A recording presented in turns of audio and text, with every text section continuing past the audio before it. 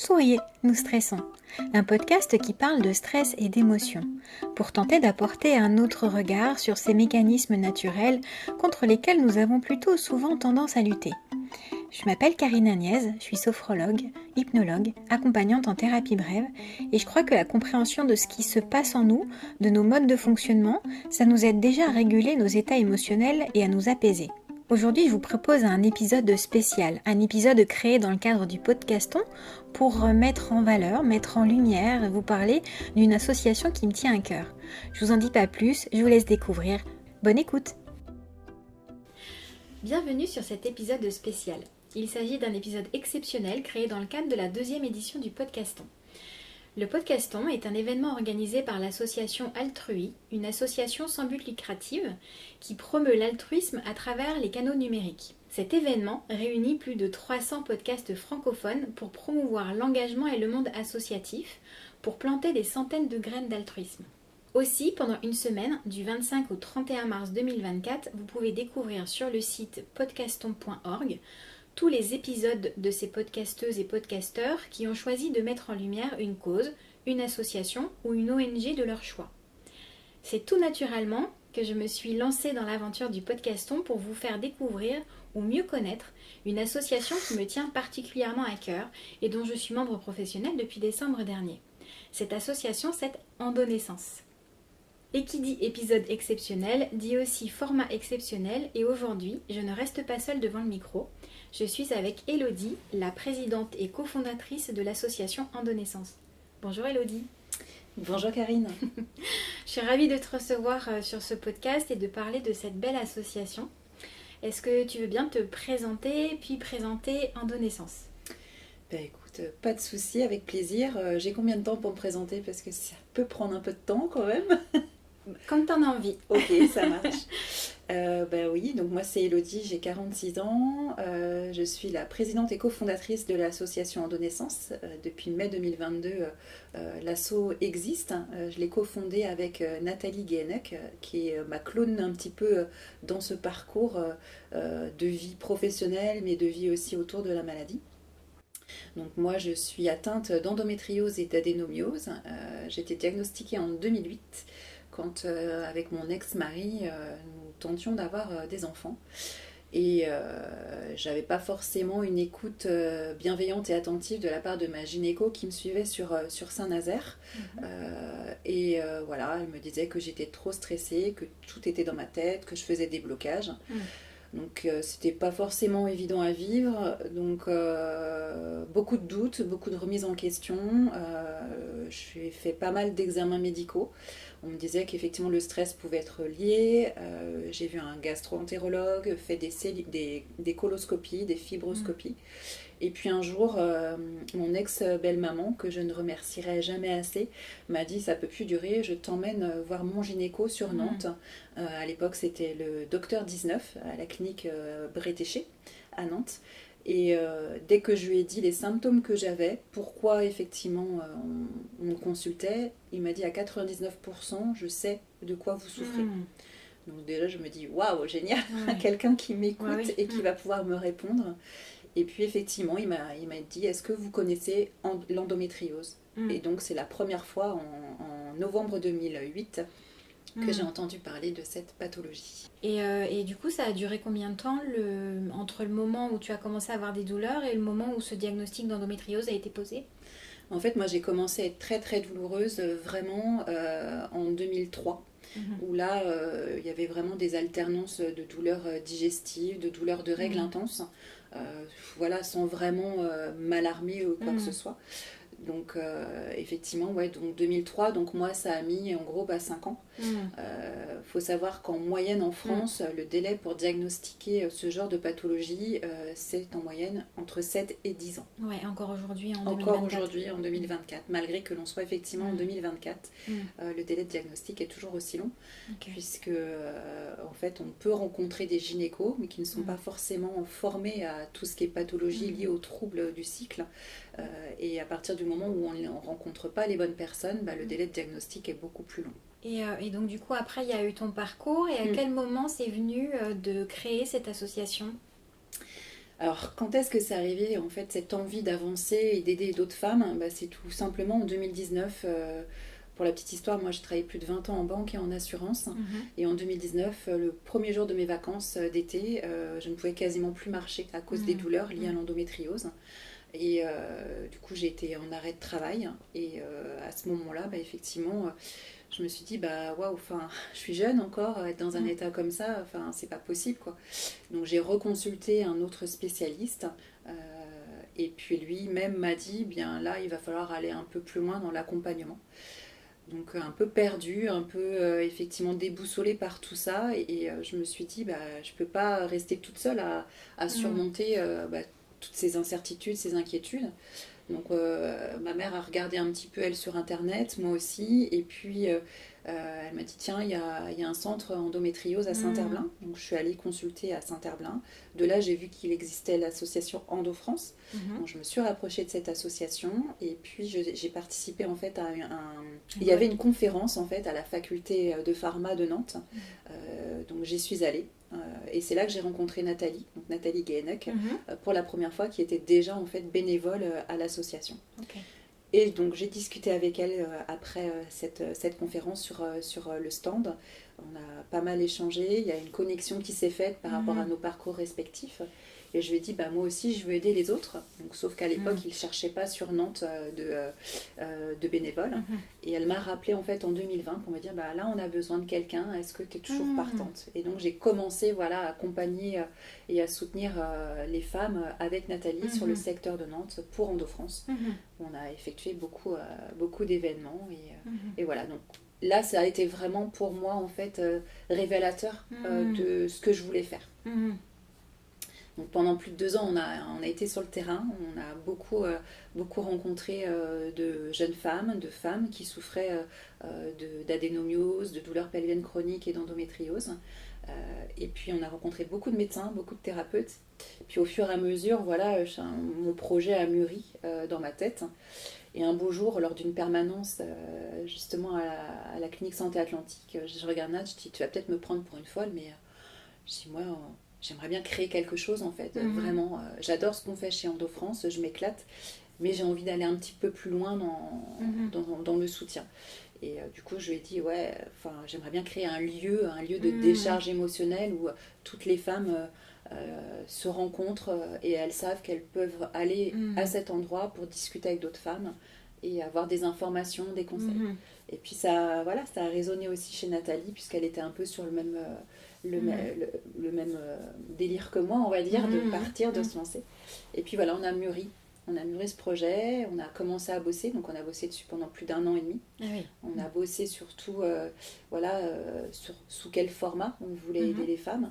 On a demandé conseil auprès du professeur Ploto du CHU de Nantes, qui est mon gynéco aujourd'hui, qui est très, très investi dans la cause et dans la recherche. Et du coup, voilà, il nous a dit, ok, c'est génial, on commence quand? Donc, on s'est lancé. Donc, ça donne une validation aussi. On a eu une validation, effectivement, par le CHU de Nantes, et ça nous a encore plus motivés. Et donc, Endo Naissance est né au mois de mai 2022. Ok. Et c'est quoi la spécificité, en fait, d'Endo Naissance par rapport aux autres associations qui existent? Alors, en fait, je pense qu'il y a énormément d'associations sur le territoire national qui ont toute leur place et leur rôle dans la prise en charge de ces pathologies-là. C'est hyper important qu'elles soient présentes et que les femmes puissent s'orienter vers elles. Nous, on a décidé de créer une association de thérapeutes. Donc, c'est-à-dire qu'en fait, on a regroupé tous les thérapeutes avec lesquels on avait déjà des liens, avec qui on avait vraiment une certaine appétence. Enfin, voilà, il y a des choses qui peuvent de réelles connexions avec des envies d'accompagner les femmes. Les thérapeutes qui font partie de l'équipe en Endo Naissance sont elles-mêmes atteintes de ces pathologies-là, ou alors se sont formées, parce que pour elles, c'est hyper important de pouvoir aider toutes celles qui souffrent.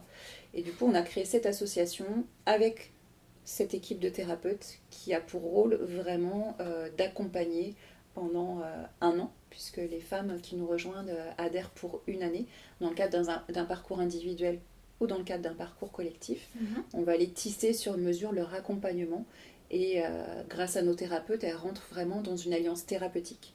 On travaille vraiment ensemble, on se parle, puisque c'est important que les femmes puissent aussi avoir quelqu'un en face d'elles qui comprend ce qu'elles vivent au quotidien et puis qu'elles ne soient pas obligées de répéter leur histoire. Ouais. Donc en fait c'est ça, il y a vraiment cette communication, on travaille vraiment de façon collaborative dans l'intérêt de la patiente dans le cadre d'un parcours individualisé.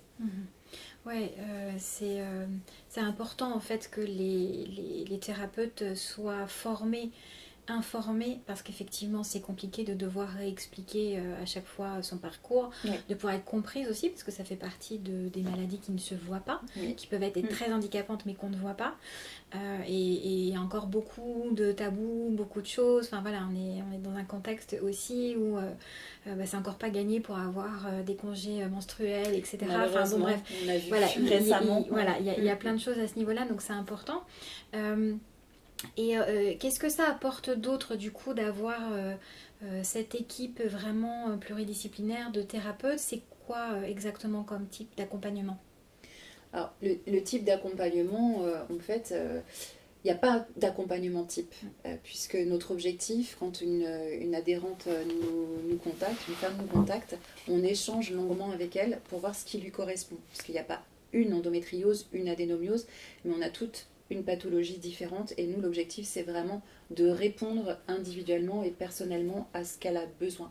Une femme peut avoir besoin effectivement juste de faire partie d'un groupe, de pouvoir communiquer avec d'autres personnes qui souffrent de la même pathologie qu'elle. Donc là on propose un accompagnement collectif, ou bien elle a vraiment besoin d'être orientée déjà vers des professionnels de santé qui sont formés et qui sont spécialisés dans ce genre de pathologie.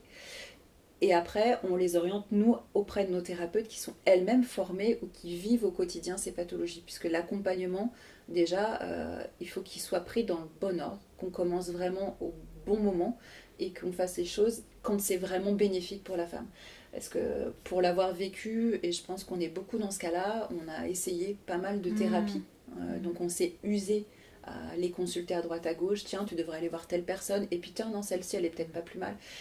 Mais en fait, on s'épuise, et puis financièrement, ça a un coût énorme.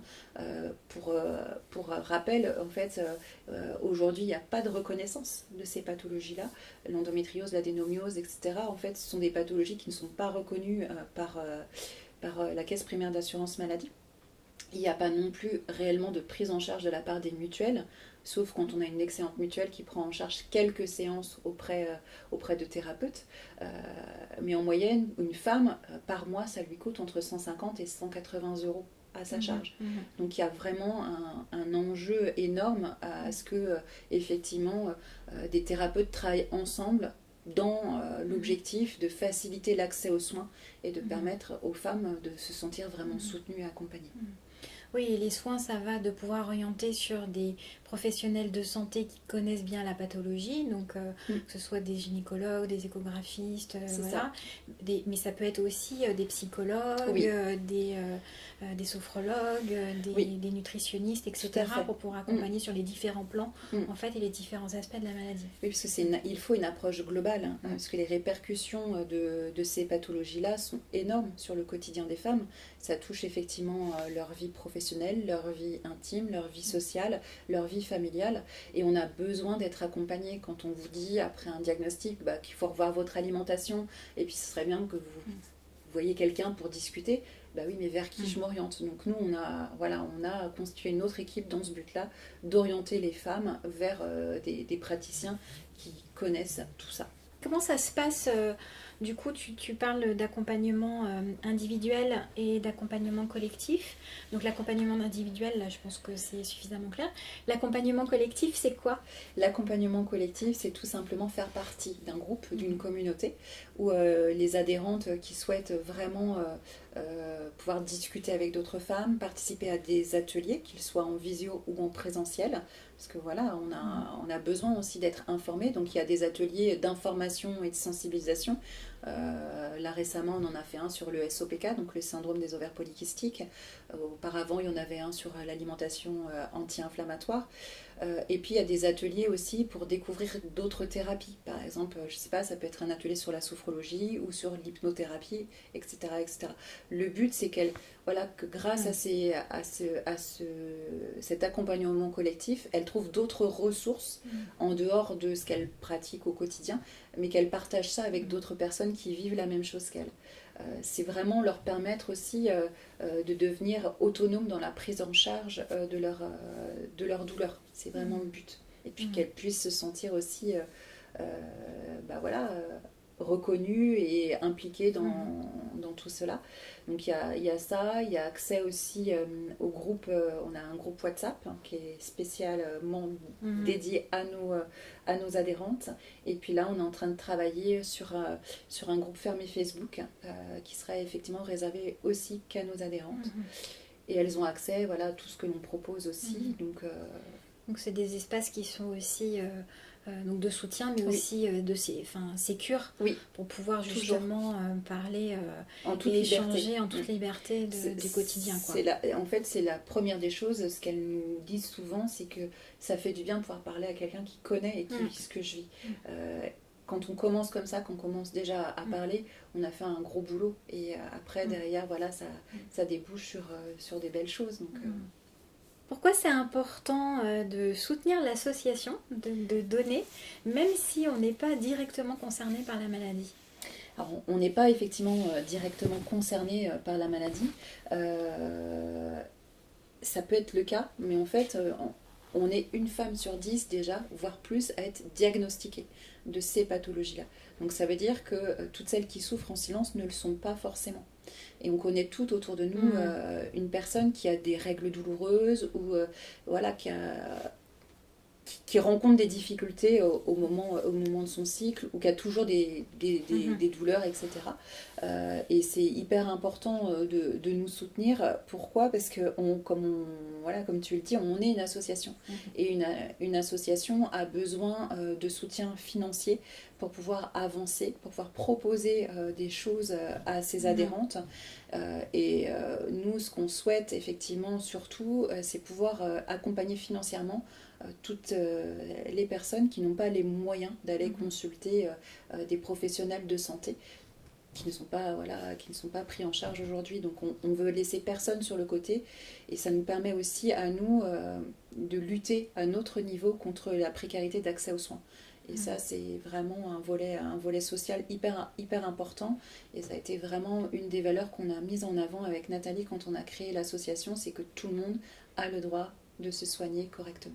Ouais, il y a à la fois pour les personnes qui ont besoin de se faire accompagner et aussi de lutter contre la précarité des praticiennes éventuels. C'est ça.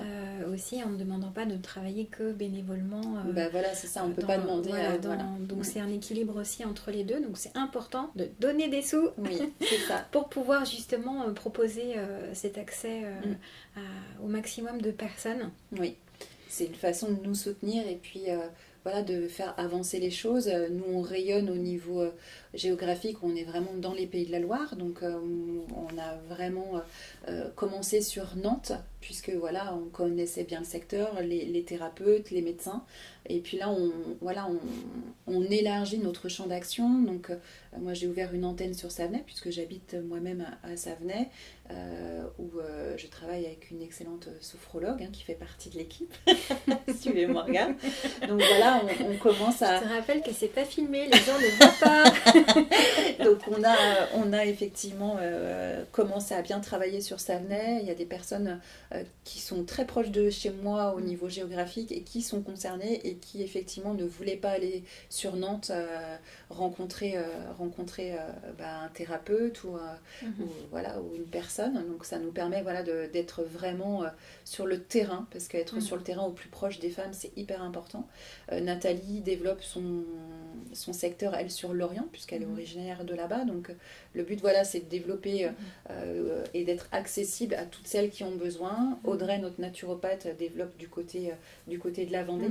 Et puis on a Élise, qui est plus du côté d'Ancenis aussi, qui développe ce secteur-là. Donc voilà, on souhaite rayonner pour faciliter en fait une proximité et éviter l'isolement lié à ces pathologies parce que c'est vraiment ce qui est le plus marquant. On s'isole parce qu'on en a marre de souffrir, on en a marre d'imposer aux autres et du coup on se renferme sur nous-mêmes et c'est pas forcément la meilleure solution.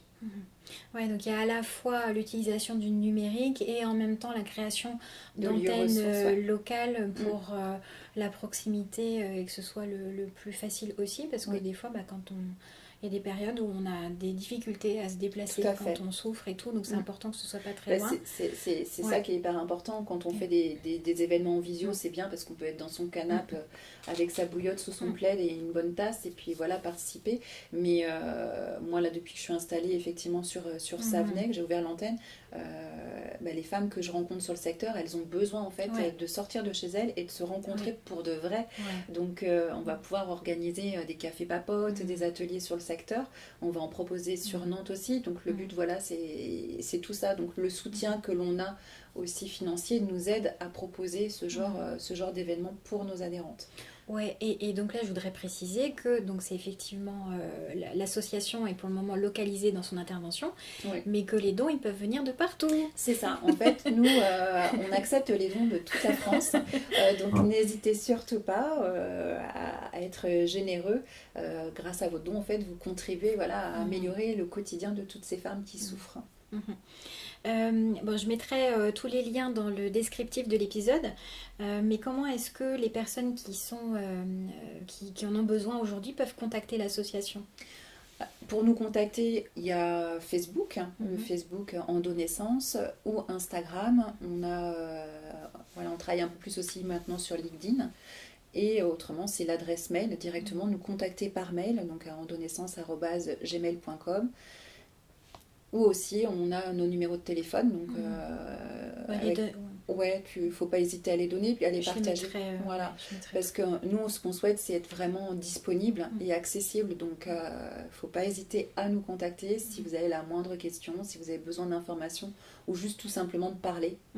Faut appeler nous parce qu'on est vraiment là pour ça. Est-ce qu'il y a quelque chose que tu as envie de rajouter, une question que j'ai oublié de te poser ou Non, pour moi, je pense qu'on a vu pas mal de choses. Il y a énormément de choses encore à dire. C'est vrai qu'on pourrait passer du temps sur ce que l'asso propose, sur ce qu'on a envie d'apporter à toutes ces femmes.